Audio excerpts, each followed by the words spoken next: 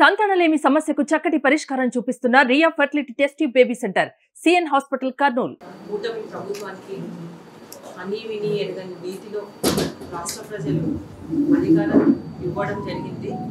చంద్రబాబు నాయుడు గారు కూడా రాష్ట్రాన్ని అభివృద్ధి పదంలో నడిపించాలి, అంతేకాకుండా పారిశ్రామికంగా కూడా స్మార్ట్ సిటీగా ఏర్పాటు చేయాలని అడుగులు ముందుకు వేయడం జరిగింది.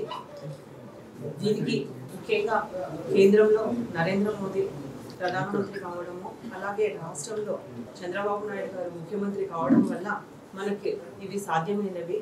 గతంలో రాష్ట్ర విభజన జరిగిన తర్వాత కూడా చంద్రబాబు నాయుడు గారు రాష్ట్రాన్ని పారిశ్రామిక స్మార్ట్ సిటీగా రూపుదిద్దడానికి శ్రీకారం చుట్టడం జరిగింది. దానిలో భాగంగానే ఓర్వకల్లు ఇండస్ట్రియల్ హబ్గా చేసి ఇక్కడ ఎంతో మందికి ఉద్యోగ ఉపాధి అవకాశాలు కల్పించాలన్న నిర్ణయం తీసుకోవడం జరిగింది. కర్నూలుకి అతి సమీపంలో 20 కిలోమీటర్ల దూరంలోనే ఓర్వకల్ ఉంది. అక్కడ దాదాపు వ్యవసాయానికి ఆమోదయోగ్యంగానే 33,000 ఎకరాల ప్రభుత్వ భూమిని కూడా గుర్తించడం జరిగింది. చంద్రబాబు నాయుడు గారు ముఖ్యమంత్రిగా ఉన్నప్పుడే అక్కడ సోలార్ పవర్ పార్క్ అయితేనేమి, ఎయిర్పోర్ట్ అయితేనేమి, జైరాజ్ ఇస్పాత్ ఉక్కు పరిశ్రమ అయితేనేమి, డిఆర్డిఓ అయితేనేమి, ఇలా ఎన్నో పరిశ్రమలు తీసుకొని రావడం జరిగింది. గత ప్రభుత్వం అధికారంలోకి వచ్చిన తర్వాత ఎంతసేపున్నా ఈ పారిశ్రామిక హబ్బు అడుగులు ముందుకు వేయలేదు. ఎంతసేపున్నా వాళ్ళు బాగుపడము, కార్యకర్తలు బాగుపడడం, ఎక్కడ స్థలాలు దొరుకుతాయా, ఎక్కడ కబ్జాలు చేద్దామా అన్న ఆలోచన తప్పనిస్తే, అంతేకాకుండా వాళ్ళు గత ప్రభుత్వంలో చేసింది ఏందయ్యా అంటే వచ్చిన వాటి శిలాఫలకాలను పలగొట్టడము, అంతేకాకుండా ధ్వంసం చేయడం.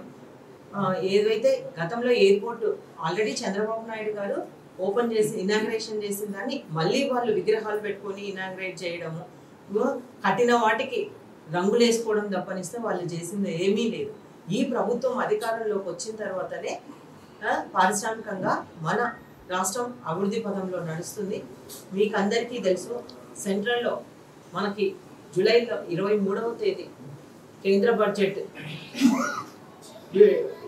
విడుదల చేయడం జరిగింది.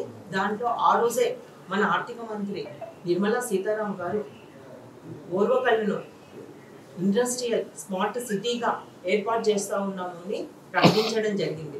చెప్పిన 50 రోజుల్లోపే మళ్ళీ దానికి నిధులు కూడా కేటాయించడం అంటే ఇది ఎంత మన రాష్ట్రం ఎంత పురోభివృద్ధి చెందుతుందో దీన్ని బట్టి మనకు అర్థమవుతా ఉంది.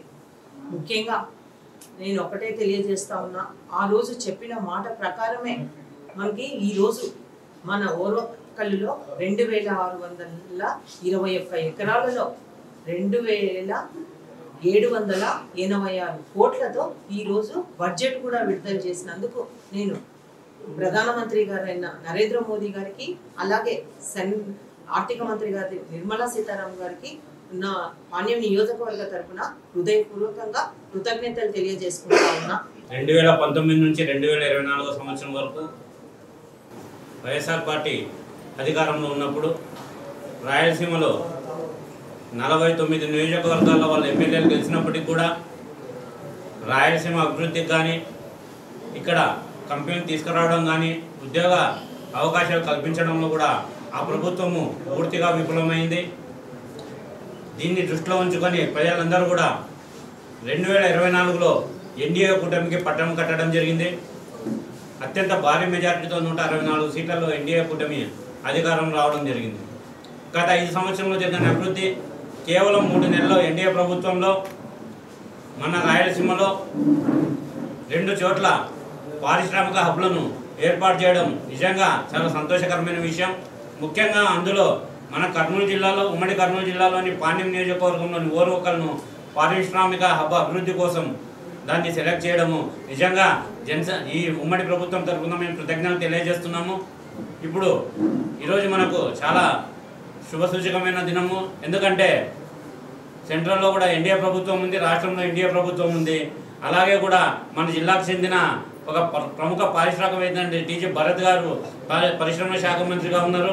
నిత్యం అభివృద్ధి కోరుకునే ఎమ్మెల్యేగా చరితమ్మ గారు చాలా డైనామిక్గా కూడా ఉపాధి అవకాశాలు కల్పించడం ముందుండే చరితమ్మ గారు ఈరోజు ఎమ్మెల్యేగా ఉన్న ఈ సమయంలో ఇటువంటి పరిశ్రమలను పారిశ్రామిక హబ్బును అభివృద్ధి చేసే దిశగా 2786 కోట్లను ఆ హబ్బుని అభివృద్ధి చేసే దిశగా ఈరోజు కేంద్ర ప్రభుత్వము తమ నిధులను మంజూరు చేయడం నిజంగా శుభసూచకము. సుమారు 2600 ఎకరాల్లో ఈ పారిశ్రామిక హబ్ను అభివృద్ధి చేయడం, తద్వారా 12,000 కోట్ల పెట్టుబడులు ఈ పారిశ్రామికకి రావడము, సుమారు 45,000 మందికి ప్రత్యక్షంగా, లక్షల మందికి పరోక్షంగా ఉద్యోగ అవకాశాలు కల్పించడం నిజంగా చాలా శుభ పరిణామం. ఈ పారిశ్రామిక హబ్ను ఈ 3 ఏళ్లలో కూడా ఖచ్చితంగా కంప్లీట్ చేసి కర్నూలు జిల్లాలో ఉన్నటువంటి నిరుద్యోగ యువతకు వాళ్ళకి ఏదైతే అవసరమైతే కూడా సాంకేతిక శిక్షణ ఇప్పించి జిల్లా వాసులకు మాత్రమే ఈ అవకాశాలు కల్పించే దిశగా కూడా మేము అందరం కృషి చేస్తామని, యువతకు నిరుద్యోగం లేకుండా కూడా కర్నూలు జిల్లాలో ఎన్డీఏ ప్రభుత్వం ముందుకు తీసుకెళ్తుందని, ఈ 2700 కోట్లను ఈ మొదటిసారి వీళ్ళు కేంద్రం సహాయం ప్రకటించినందుకు ఎన్డీఏ కూటమి తరఫున ఇక్కడ కర్నూలు జిల్లా ఎన్డీఏ కూటమి సభ్యులందరం కూడా మేము కృతజ్ఞతలు తెలియజేసుకుంటున్నాము.